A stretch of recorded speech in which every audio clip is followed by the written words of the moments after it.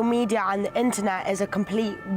It's not real life. It's a complete simulation of people who feel like they need to comment on everything. If you take any negativity or any positivity and you take it to heart, then it's going to have a massive impact on you. So just trust yourself, you know? I believe in myself, and it's all about how I feel and how I have grown and what music I want to make. And if people love it or hate it, doesn't really matter.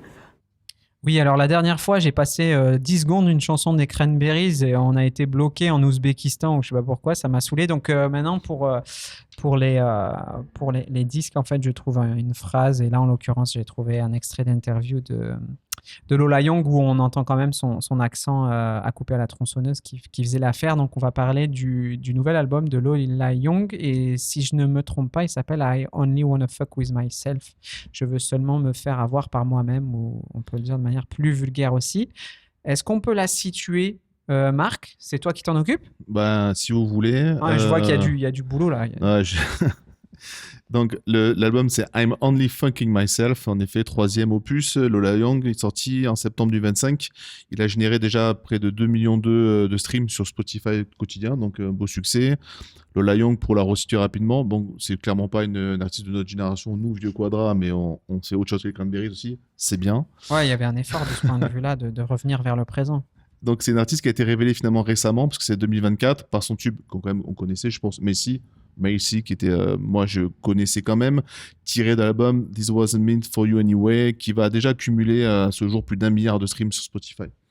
Donc une chanteuse qui a été rapidement révélée et qui a dû aussi, je pense, j'enchaîne un peu si vous voulez bien, je pense que ça fait partie aussi d'un exemple de personne rapidement propulsée devant la scène et qui, versus quelqu'un qui est assez transparent sur son état mental, a fait un burn-out, a fait des malaises sur scène, vraiment il y a un côté très mal-être et toujours dans des chansons à dire fuck you, fuck everybody, donc très transparent sur son état et qui a l'air de vivre ça dans un canal un peu, ce succès, elle le recrache un peu bizarrement dans sa musique et dans son état, parce que vraiment elle a vomi sur scène un festival Coachella, je crois que c'était le festival, elle a fait plusieurs malaises, en fait elle se cache pas, elle fait pas façade et on dirait qu'elle nous renvoie en miroir cette espèce de propulsion quasiment instantanée, parce qu'en l'espace de même pas d'1 an, elle est devenue rockstar et on sent qu'elle vit ça en direct sous nos yeux.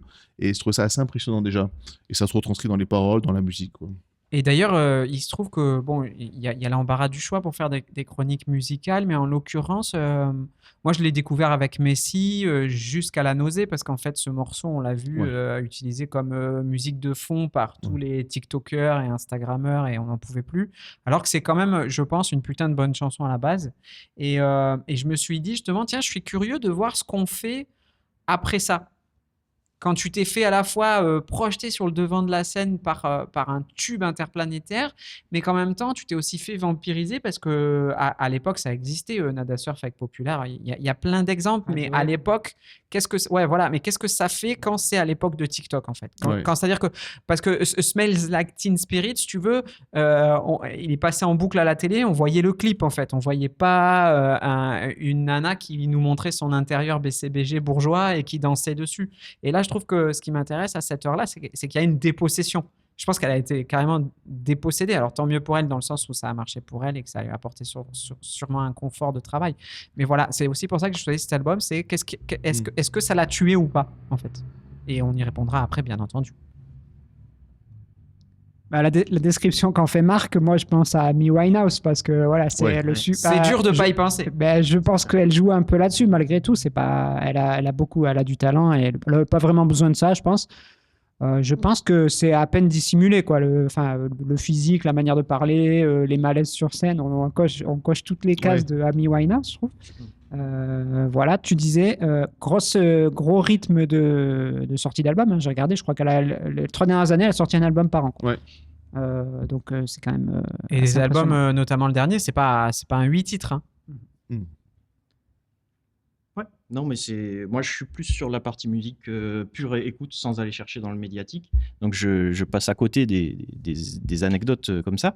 Mais quand j'ai été chercher, je me dis, je l'avais déjà dans mes playlists. Effectivement, ça faisait partie des trucs où j'avais apprécié le groove, le truc. On est sur Messi, tu parles de Messi, j'imagine. J'avoue que je sais plus quelle était la chanson. C'était plutôt une chanson hors contexte, prise comme ça. Et en fait, on est sur un truc un peu, pour moi, qui se rapproche un peu de l'anti-folk comme Regina Spektor, Björk, sans aller jusqu'au même degré d'engagement artistique, mais qui va plutôt rester pop, sans être vulgairement trop commercial et tout, à la Jessie Race, même si Jessie Race c'est plutôt pas mal, moi j'apprécie ça. Après, le mec, ça fait 2 rêves qui sort, je connais pas. Mais Jessie Race, c'est une Moi, je fais ça avec la tête aussi. Moi mais aussi, alors, protégée ça me rassure. de Eminem. Ça me Le rassure un peu. Hollandais volant dans Joan je l'avais, Star, j'avais celui-là. pas. Ah non, et Jessie Race, moi j'avais Pirates des ça, je suis Caraïbes. dégoûté, je vais aller chialer derrière. Jessie Race, c'est une meuf qui a été produite par un peu comme Dido, par Eminem. Ouais, ok. On mettra le lien dans la description de l'épisode Voilà. pour ceux que ça intéresse. En commentaire, vous pouvez poser des questions, n'hésitez pas. On a un côté, Mais à Maurice. je sais pas, elle a une voix qui est magnifique, un peu compressée, comme les voix métalliques, comme j'aime bien. Le côté Destroy, c'est intéressant parce que c'est un peu moins clean que Billie Eilish, mais c'est un peu la même idée. C'est un peu, on va avoir des thèmes, ok, c'est lourd, tant pis, mais voilà. Par contre, elle a moins, j'ai l'impression qu'il y a moins le sens de l'humour dans son truc. Mais je sais pas. Moi, en termes de chant, au début, je pensais que c'était mais si, c'était Billie Eilish. Je pensais que c'était Billie Eilish au début. Avant de comprendre que c'était pas la même chanteuse, que j'avais fait un rapprochement aussi rapide à l'oreille, en effet. Au niveau des paroles, même, de la thématique et tout. Ouais. Après, voilà, j'ai bien aimé, quoi. Ça me rappelle plus du hip-hop et des musiques urbaines qu'un truc, voilà. Et je pense que ça doit être extrêmement bien en concert. Je sais pas si, par contre, malheureusement, ça peut être traite si jamais ils arrivent. Elle passe à la Zombie la semaine prochaine. Okay. Pascal, merci. Moi, j'ai bien aimé aussi. Par contre, alors moi, je prête attention souvent aux morceaux d'ouverture. Ça m'intéresse dans un album. Alors du coup, moi, je trouve que je parle de la deuxième piste du disque, du coup, parce que c'est ma préférée. Il y a une piste parlée. Voilà. Parce qu'il y a une piste parlée au début. Qui est assez drôle parce que c'est une espèce de caricature de gratitude, de discours de gratitude. Je suis ça part bien après reconnaissant de l'herbe, du soleil. Enfin après c'est foutage de gueule, c'était très drôle d'ailleurs.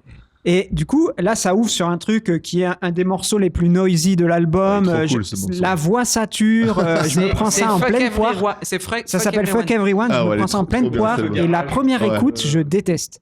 Je dis, oh là là, ça va être ça tout l'album. Je te coupe juste parce que je pense que ce qui participe de te déstabiliser dans l'intro de ce morceau, il y a un jeu sur le stéréo. Si tu l'écoutes au casque, ça secoue des 2 oreilles. Je crois qu'il y a même une limite, elle fait saturer la voix. Je sais pas si elle a rajouté un peu une limite de la disto sur la voix, mais je me dis, si c'est ça tout le disque, je viens pas à l'enregistrement.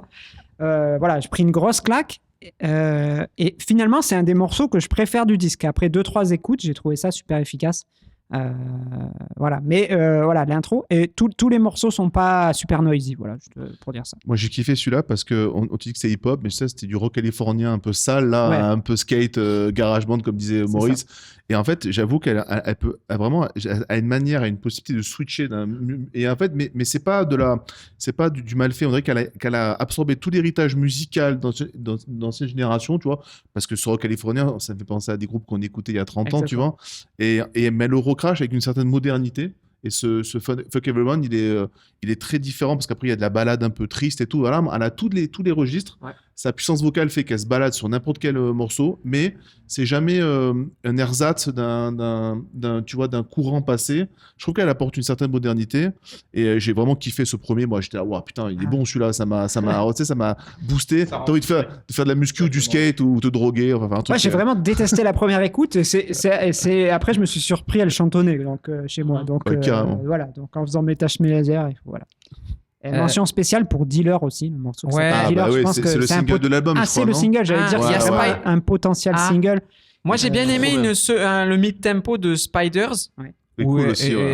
Alors, c'est très marrant enfin, c'est pas très drôle, mais c'est intéressant que tu parles d'anti-folk parce que je sais pas si c'est la pochette blanche. Cet album m'a fait penser à l'album des Moldy Peaches.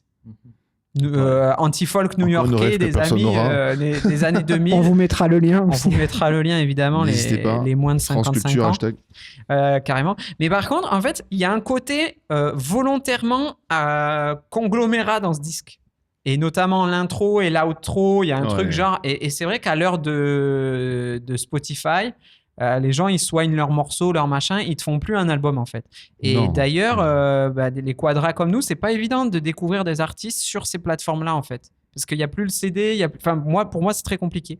Et j'avoue que cet album-là, j'ai beaucoup aimé parce que j'ai retrouvé ce truc-là. Et c'est vrai que par rapport à Messi, alors je sais pas dire à quel genre appartient Messi, mais là, c'est un putain d'album à guitare aussi. Ce que j'attendais pas forcément. Ouais, il a ça tue, il y a de la gratte. Ouais. C'est Après, cool. évidemment, ce qu'on aime ou ce qu'on n'aime pas dans une musique, c'est l'identité qu'on y découvre ou qu'on croit y découvrir. Et je sais que les Anglais savent très bien faire ça, c'est-à-dire aller te chercher une prolo avec un accent à couper la tronçonneuse et un parler de la rue, tu vois. Et ça, pour le coup, je trouve qu'elle représente très bien ça. Ouais. Et je pense que vraiment, musicalement, elle est hyper bien accompagnée et tout. Donc, tu as une sorte de mélange entre une meuf, limite, tu la croises dans le tram, elle va te mettre un coup de tête, tu fais, ouais, elle est folle, elle me casse. Et en même temps, sur le disque, c'est hyper bien aménagé. Et je crois que c'est l'avant-dernier ou peut-être le dernier morceau de l'album qui est juste une balade guitare-voix volontairement capturée, enregistrée avec les coudes. Et c'est aussi pour ça que j'ai pensé aux Moldy Peaches, qui était le groupe de Adam Green, très folk. Vas-y, on fait pas de prise dans les Moldy Peaches. Il y a même une chanson, le téléphone il sonne, il le laisse. Enfin, tu vois, il y a des trucs comme ça. Et j'ai retrouvé. C'est là où je trouve que le pari que j'ai énoncé au début il est intéressant, c'est qu'elle est revenue à un truc assez faussement sans doute, mais peu importe. De toute façon, tout est faux, mais faussement artisanal. Mais il y avait ce côté un peu Brut. qui apporte une fraîcheur Ouais. à un moment où elle pourrait partir en mode, tu vois. Et ça, pour le coup, c'est un peu ce que j'ai plus de mal. Alors, je connais pas assez aussi. Je trouve ça un peu trop Billie Eilish. Pour moi, c'est un peu trop chiadé. Et là, il y a ce côté faussement cracrouille, cracra, qui m'intéresse. Ouais, parce que c'est vrai que j'ai pas pensé que si c'était vraiment une posture de sa part de ressembler à Amy Winehouse, c'était vraiment. Moi, ça m'a semblé naïvement assez non fake et assez. Ouais, non, mais. Moi aussi, je trouvais ça sincère. C'est juste que- Non, je sais pas, mais... On t'entend pas, fais gaffe. Non, mais parce que je suis pas sûr de ce que je dis, mais bon, peut-être que juste elle se drogue et puis voilà. Non, mais c'est juste Mais quelqu'un dis-le dans le micro. Non, mais juste quelqu'un qui. Ouais. Non, parce que ouais, le point commun, c'est qu'elles ont un look, mais en fait, c'est juste des drogués en mal-être et en fait, qui prennent dans la gueule tout ça. Je pense que c'est peut-être aussi le cas d'Amy Winehouse, mais Ouais. finalement, peut-être. Ou alors, peut-être c'est un personnage. Non, mais oui. Mais t'as peut-être raison, hein, j'ai pas pensé à ça, ouais. Mais t'as pensé à Amy Winehouse quand même. Pas C'est du juste tout. que Ah, mais vraiment. Ah, non, non. Ah, moi, quand je l'ai Mais découvert. moi, je pense pas beaucoup, en fait. Ah oui, remarquez. moi, quand je l'ai découverte, je me suis dit, elle, c'est la nouvelle Amy Winehouse et Ah, la ça va vache. finir pareil. en Ouais, fait. moi je me suis dit, ceux qui Ouais. veulent la voir en live, bougez-vous parce que. Mais je me dis pareil de Billie Eilish, Regarde. moi, bizarrement. Tu me diras, Ah, ouais, hé, son frère, Ouais, mais- c'est- Doherty, à 15 ans, tu Ouais. t'étais pas dit qu'il serait encore là. Ah, t'aurais pas misé. Tu te serais Ouais, pas dit qu'est-ce qu'il que était ça acheté non une plus. villa en Normandie et qu'il serait en concert tous les 15 jours, tu vois. Ah, c'est vrai, non, j'avais pas fait cette. Oui, bah maintenant que vous le dites, c'est évident, en On fait. peut pas toujours prévoir le succès. Non, mais Longévité c'était. de Johnny Ouais, donc Hallyday. I Only Fuck With Myself de.